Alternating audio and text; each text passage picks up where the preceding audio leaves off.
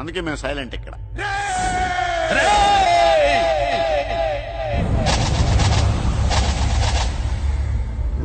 నీకు బెయిలిపించింది గుళ్ళో దేవుడు కాదురా, నీ గుండెల్లో కూర్చున్న యముడు.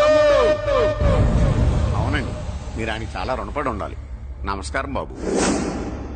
రేయ్, జైల్లో ఉండే నన్ను చంపించాలని ప్లాన్ల మీద ప్లాన్లు వేసావు కదరా. నువ్వక్కడా నేనిక్కడ. ఎందుకురా ఈ చావు కబడ్డీలు? పసలేదు.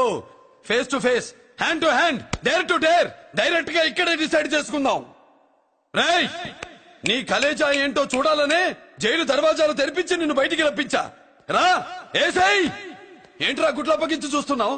కండల్లో దమ్ము, గుండెల్లో ధైర్యం ఉంటే రా, నెత్తురులో ఉడకబడతా కొడాక.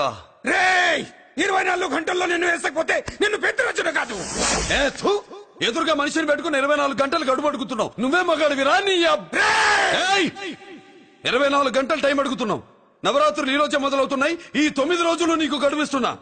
ఈ 9 రోజులు ఎన్ని అవతారాలు ఎత్తుతావో ఎత్తు.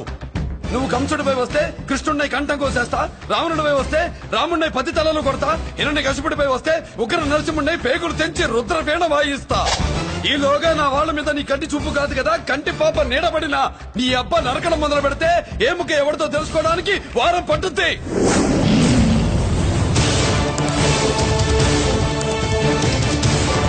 దబిడి దిబిడే